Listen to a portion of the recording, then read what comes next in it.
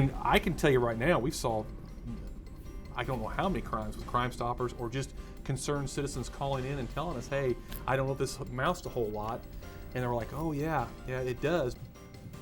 Tonight on the award-winning News Watch, Mattoon police are offering a reward to anyone with information on a case where a family was tied up and robbed at gunpoint. Plus, they're a little behind. Such a rough winter has made farmers struggle to plant corn. Also tonight, warmer temperatures and frequent rainfall expected over the next week. This is Newswatch, and your Wednesday's edition starts right now. At Carl, we dedicate ourselves to helping you be great. And we have the expertise and inspiration to help you stay that way. Old Town Management of Charleston is proud to be a part of the award-winning News Watch. Old Town offers 1-, 2-, and 3-bedroom apartments in various locations. Monthly payments provide water, parking, and trash. More information is available at the number on your screen. The Fellowship Center, apartment living for low-income seniors and the disabled, offering an independent living center, monthly social activities, and transportation. The Fellowship Center, 301 Lafayette Avenue East. Live, local, this is the award-winning News Watch. police offer hundreds of dollars to anyone with information about a recent home invasion and robbery. Good evening and thanks for joining us. I'm Maggie Hockenberry. And I'm Savannah Tomei. It's been more than a month since a Mattoon home on the 200 block of South 30th Street was burglarized. Police say shots were fired inside the home and items were taken. Now police are asking for information from the community. Newswatch's Brittany Borthwick reports. Mattoon Police Chief Jeff Branson says they're offering a minimum reward of $500 to anyone with information that leads to an arrest in this case. The community is a big tool. Law enforcement is, our job is hard enough as it is, but with the community helping out, they are a huge part of our ability to solve a lot of these crimes. Branson says it is so important everyone come forward if they know anything. If they have any information, whether they think it'd be big or small, to please call in. And if they happen to give us that piece of the puzzle that solves the crime, then obviously Crime Stoppers will pay them the reward. Today I spoke with victims inside the home where the invasion took place, and although they didn't want to go on camera, they told me that at the time of the invasion, 3 small children, all under the age of 9, were in the home when shots were fired. So they are more than willing to get the information out to the public to catch the suspects. Neighbor Kylie Farmer says she and her children were sleeping when the victims knocked frantically on their door for help just minutes after the invasion happened. And our neighbors came to our house to have us call 911 because the people that robbed their house stole their cell phones. Farmer's son Pierce says everything happened so fast and he was worried about his younger sister Paige. I was scared, and my dad said that stay in the room. We don't know what's going on pretty much.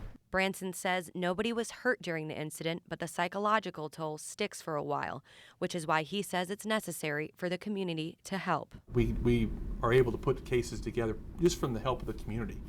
And that's what it's all about, is the teamwork between the police department and the community. In Mattoon, I'm Brittany Borthwick, reporting for WEIU Newswatch. Branson is urging residents with any information to call the Mattoon Police Department at the number on your screen, or you can message them via Facebook. Branson says his department treats all crime the same, but because there were children involved, the reward can go up to $1,000. Police arrest 2 people in a prostitution incident. The Mattoon police say 41-year-old James Stain of Rantoul was arrested Monday for escorting a woman from Rantoul to Mattoon so she could perform sexual acts with another person for money. The woman, 24-year-old Jennifer Bach of Mattoon, was arrested on prostitution and drug charges. Their court dates have not yet been set. A Terre Haute man dies after falling into a backyard fire pit. A woman told police she and the victim had been sitting in the backyard at a fire pit when she went into a home to answer the telephone. Another family member soon arrived and reported seeing something on fire in the backyard. Assistant Police Chief Sean Keene says witnesses reported the victim had been consuming alcohol and people were gathering to celebrate the victim's upcoming birthday. No names have been released. Personal data theft is on the rise for online users. A recent survey from the Pew Research Center found nearly 1 in 5 adults reported having personal information stolen on the web. The survey says the stolen information varied from Social Security to credit card numbers. The study comes after a major data breach at Target and an online virus called Heartbleed. Well, delete it. That's what officials of the Better Business Bureau are urging consumers to do. Officials say scammers are sending bogus U.S. Postal Service emails about online charges. The Bureau says the emails instruct consumers to click on a link, allowing hackers to steal usernames, passwords, and financial information. They say some ways to tell the difference are poor spelling or grammar requests for immediate action and requests for personal information. An Illinois treasurer is going to court this week to get a lawsuit dismissed. Lawyers for Illinois Treasurer Dan Rutherford are asking a federal judge to dismiss a lawsuit by an ex-employee. They say Edmund Mikulowski's claims of being disciplined for not doing campaign work on state time are false. It states he does not show he was discriminated against or harassed. It also says Rutherford is entitled to government immunity because of insufficient evidence. A hearing is scheduled Thursday.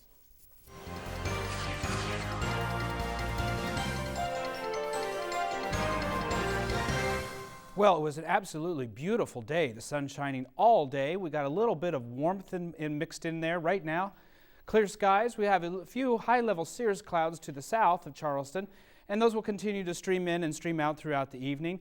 As far as daytime highs today, we saw temperatures peak at 52 in Charleston, 54 in Decatur, 53 in Champaign, and Danville at 53. Now, what we can expect for tomorrow is more warmth to move in. 66 will be the daytime high. Mostly sunny skies continue, and then a slight chance of rain showers overnight. Now, we're not expecting a great deal of rain showers, but they'll be here, and then they'll move out, and then we'll see sunny skies again. We'll have more coming up in a little bit. Thanks, Karen. Well, though there may be light rain in our future cast, Illinois farmers are affected by past weather. During these early spring months, most farmers have already planted corn, but with rain and frigid temperatures, that's been delayed. Newswatch's Natalie Fetter joins us with more from some muddy fields in Coles County tonight. Good evening, Natalie. That's right, Maggie. Savannah, farmers are usually out in these fields, but with the cold and wet weather, they're not able to plant yet. The Illinois Department of Agriculture says 10% of its corn crop is usually planted at this time, but as of now, only 1% is. Mattoon farmer Paul Daly says the ground is just too soggy and it's too cold for it to dry. We want to be planting, getting fertilizer on, and the storms just keep coming, and it stays wet and cold. It's very cold. And that is what's keeping them from planting today. Right now, yeah, we should be planting right now. Tony Coffey couldn't agree more. He farms in Ashmore and says he's usually in the fields by now too. Normally I like to start on April 15th or around there real close. And I like to try to be done with corn the end of April. But I don't think it's going to happen this year. Coffey's no stranger to this type of delay. I think we started planting May 10th last year, which is quite a little bit later than we like to. But with the year, it was the best year we've ever had, yield-wise. So it's really kind of hard to say, but every year is just different. Both Coles County farmers are not worried, but hopeful. You can still have a really good corn crop, planting in May. It's not the end of the world. Illinois is usually one of the leading states in corn producing in the country. The IDA says it's one of the wettest springs on record and has farmers at its slowest start in decades. In Coles County, I'm Natalie Fetter for WEIU Newswatch. Both farmers say corn should be in the ground by late May. Illinois is one of the only top soybean producers in the country. That crop is typically planted later in the year. A local sheriff's office now has 9 more ways to save a life. The Clark County Sheriff's Office was awarded 9 automated external defibrillators, or AEDs. AEDs are portable devices used by emergency response crews to check heart rhythms. Responders use them to send electric shocks to the heart of a sudden cardiac arrest victim. Congressman John Shimkus says with these devices and the right training, lives will be saved. I've been involved with that process for a long time. AEDs, auxiliary external defibrillators, in that they're placed in locations, but then you've got to train people so that then they can be used to save lives. The department was awarded the AEDs through a federal grant. They say 8 of them will be placed in patrol cars and 1 inside the jail. Students at one local school will get the day off tomorrow. School officials say Ashmore Elementary School will be closed so crews can make repairs to a nearby abandoned gas well. They say construction will take all day tomorrow. The Ashmore Baptist Church bus stop will also be affected by the work. Crews say the bus stop will be relocated to Ritchie's Furniture parking lot. And in more Coles County news, the Charleston City Council has reached a settlement with some local homeowners. In 2009, residents who owned houses on what's called a Lake Island tract on Lake Charleston were asked to move. City officials say the homes are located on land owned by the city. They say homeowners were asked to move to make room for a recreational area. The homeowners decided to fight the decision and took the city to court, but lost. Rather than force the Lake Island tract residents to pay for the city's legal fees, the city agreed to only charge a minimal legal fee to the homeowners. In return, the homeowners wouldn't take the city back to court. April is Alcohol Awareness Month, and Coles County residents are pushing to prevent underage drinking. Teens from various high schools are teaming up with community leaders for a panel discussion about substance abuse and prevention. Officials say the panel will address the new social host law, which makes adults liable for allowing underage guests to drink. The discussion is set for April 24th at 6 in the Charleston Mattoon Room at Eastern Illinois University's Student Union. It was a little windy today, but that sunshine was so nice. Definitely. Conditions Thursday get even better. Meteorologist Cameron Craig's got your full Skywatch forecast coming up.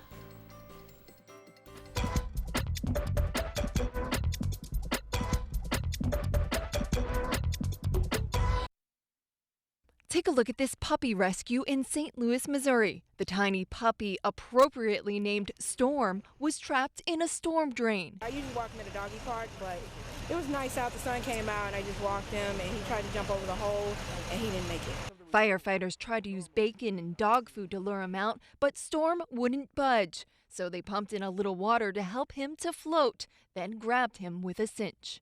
Take a look at this Nebraska toddler who got stuck inside a claw machine at a bowling alley. The 3-year-old apparently wandered across the street from his family's apartment, then went up into the machine through the prize door. The boy kept playing with the stuffed animals until the machine could be unlocked. And this horse was pulling a carriage Tuesday when he apparently got spooked and took off running through downtown Savannah, Georgia, slamming into cars. The 5 passengers had to jump from the carriage and had some scrapes and bruises. The driver was thrown from the carriage and reportedly broke his ankles. The horse was not hurt. For Take a Look at This, I'm Sunland Serfati.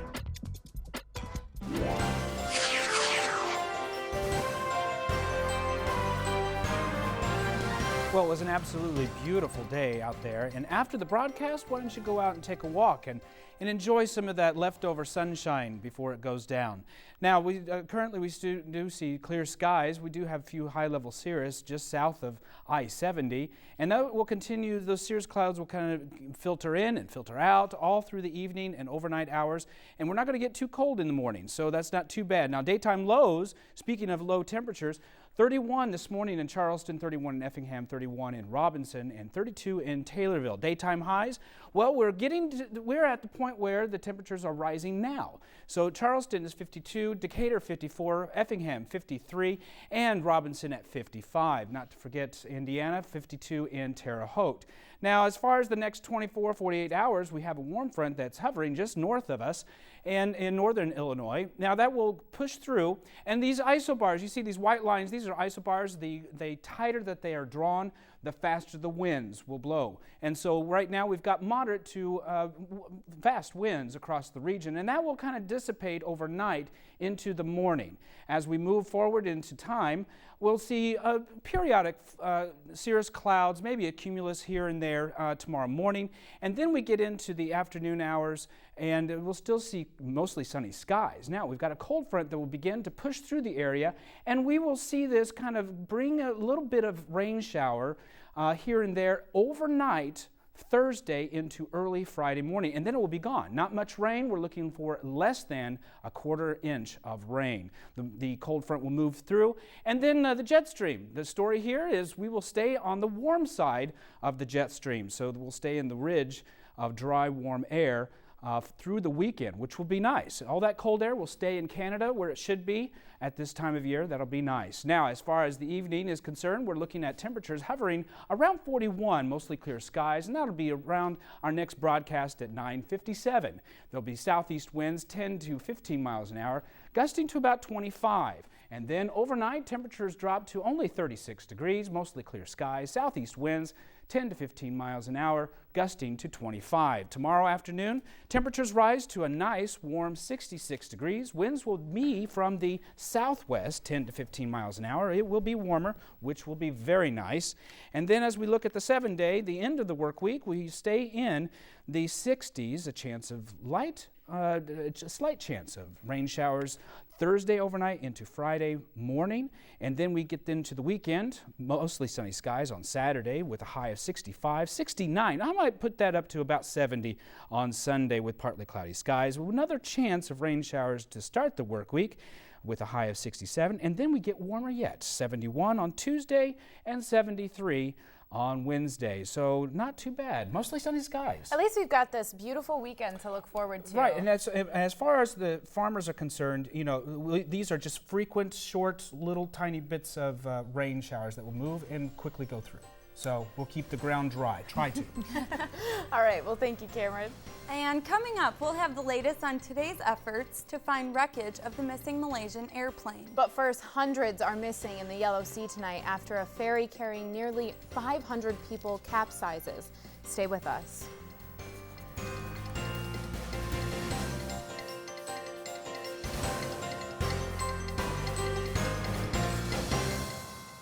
Little Red Riding Hood was so busy. There were confirmed reports. The wolf sprinted directly to Grandmother's house. A solid oak entry door with steel hardware and a deadbolt lock could have kept the wolf out of her house. But the wolf got in, and there he found Grandma resting on an antique wrought iron bed worth between $6,000 and $8,000. If my dog Pal were there, the wolf wouldn't have gotten near Grandma's house. There's more than one side to a story, and you deserve to hear them all. In world news tonight, it's a devastating day for hundreds of South Korean families. A ferry carrying more than 300 high school students to a resort island capsized in the Yellow Sea. Although some have been rescued, others remain missing, and at least 6 are dead. Chilling water temperatures, swift currents, and low visibility complicate efforts to locate victims and survivors. Meanwhile, the hunt to find missing Malaysia Flight 370 is now in its 40th day. Joining the search on the Indian Ocean is the U.S. Navy ship Cesar Chavez. Another moving part in that search for debris, the highly sophisticated U.S. surveillance and reconnaissance Poseidon aircraft. Officials are very confident underwater signals they've heard in the search area are from the plane's black box recorders. The Boeing 777 vanished March 8th with 239 people on board. There's video tonight of the man believed to be the suspect in Wednesday's hoax on the first anniversary of the Boston bombings.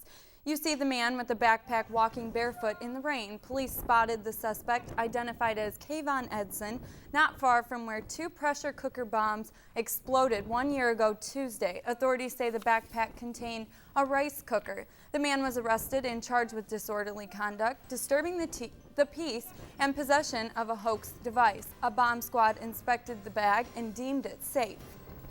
The St. Louis Cardinals went for the sweep of the Brewers today in Milwaukee. Stick around for highlights from Miller Park and see who might be sidelined for the Redbirds due to injury. Plus, the Lady Trojans are in action today on the softball diamond. Find out what head coach Blaine Mayhall had to say about today's matchup with Champaign Central. Thanks for watching. Jack Sheehan's got your Sports Watch report. Stay with us.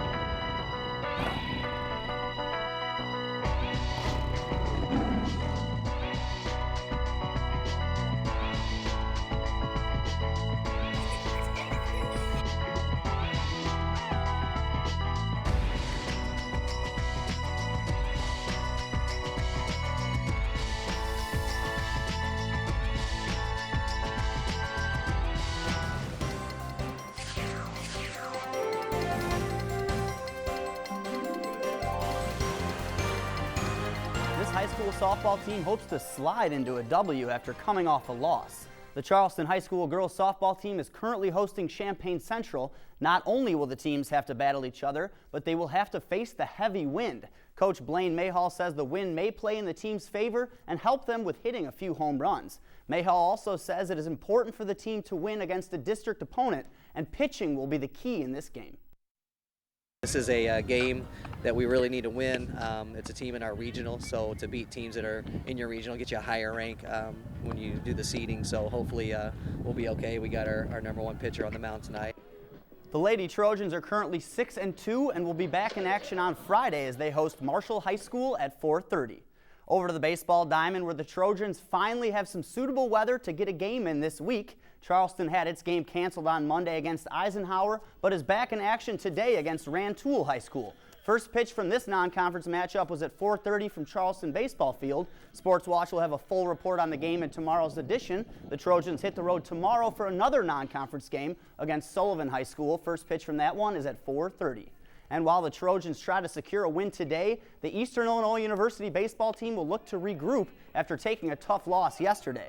The Panthers welcomed Indiana State to Coach's Stadium, wrapping up a 5-game homestand. This season has been a tale of polar opposites for the two ball clubs as the Panthers lost 6-4, dropping their record to 11-25 this season, while the Sycamores moved to 24-10. As it stands now, the Panthers are at the bottom of the barrel in the OVC standings, 2 games ahead of last place UT Martin at 5-10 in the OVC. Eastern will have a chance to gain some ground in the standings as they travel to play Southeast Missouri tomorrow at 5. And the Chicago Cubs play a pair of games in the Bronx today as yesterday's interleague contest was rained out. Yesterday's rain might have put the Cubs bats to sleep today as they were held to only 3 hits against the Yankees ace Masahiro Tanaka. That wasn't the case for New York though, as Carlos Beltran cracks a solo shot to right field, putting the Yankees up 1-0 in the first. Now in the second, Tanaka strikes out Mike Oltz swinging to end the frame. Tanaka in the third now just showing off that fastball as he freezes Justin Ruggiano at the the dish. One more time now, Tanaka picking on Oltz as he Ks him again on the backdoor slider to end the 5th. New York goes on to win 3-0 as Tanaka fanned 10 in 8 shutout innings of work. Game 2 of this doubleheader starts at 6:05. And the St. Louis Cardinals going for their first series sweep of the season this afternoon in Milwaukee. A Cardinals victory would move the Birds into a tie with the Brewers for the NL Central lead. Jumping ahead to the third is Carlos Gomez ropes a double to right center, slicing away from center fielder John Jay and driving in the first run of the game. Top of the 5th now, where Cardinals starter Joe Kelly tries to beat out a bunt signal. Back to the pitcher, Kelly grabs his left hamstring immediately after the play, calling for the trainer, and he would have to leave the game early. In the bottom half of the 5th now, Jonathan Lucroy singles to right with the bases loaded, bringing in 2 runs, 3-0 Brew Crew. The Brewers go on to win 5-1, holding on to their lead in the division. Kelly is declared day-to-day with a pulled hamstring. And the former head of Illini men's gymnastics team has been named the USA Gymnastics Hall of Fame. The University of Illinois says Yoshi Hayanoski will be inducted into the Hall on August 22nd in Pittsburgh. He was the school's head gymnastics coach for 33 seasons. That's all for sports. Maggie, Savannah, back to you. Thanks, Jack. Well, I'd sure like the temperatures to warm up and stay up for a change. And I could not agree more. And you may just get your wish. Another check of the Skywatch forecast is coming up. Stay with us.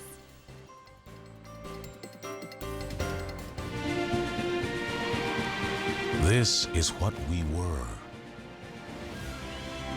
This is where we've been. This is who we are.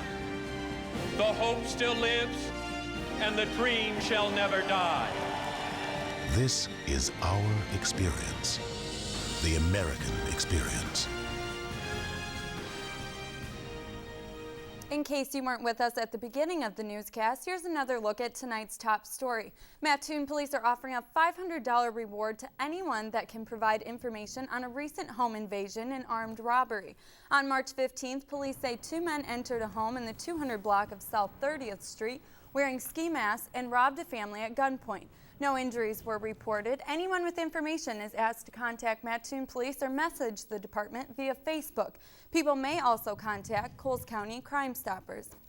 Well, Cam, I thought the temperatures were really nice today, and that forecast, I think I'd be okay with that, even the rain showers. You are fine with that? Well, I am pleased, and I hope others are pleased too. Nobody's mad at you anymore. That's good. Snow Yeah, that flurry little we had. snow, that 4-letter word. Yes. Okay. So Thursday, we're looking at 66 as the daytime high, mostly sunny skies, mostly cirrus clouds. And then we get into a slight chance of rain showers overnight Thursday into Friday morning. Those will pass through and then will cool off just slightly. Saturday, 65, mostly sunny skies, partly cloudy skies on Sunday with a high of 69. And then we start the work week with a little bit of rain. And then most of next week will be in the 70s. In the 70s. Nice. Very nice. It's going to feel tropical. You're welcome. Thanks, Cameron. And thank you for joining us for tonight's edition of WEIU Newswatch. Coming up next on WEIU is Panther Sports Talk. Enjoy the rest of your evening and join us again tomorrow here on the area's only local newscast on PBS. Good night.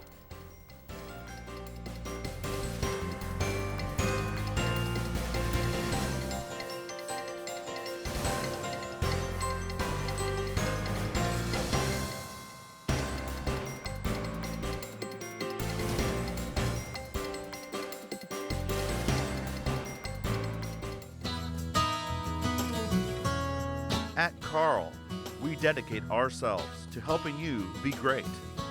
And we have the expertise and inspiration to help you stay that way.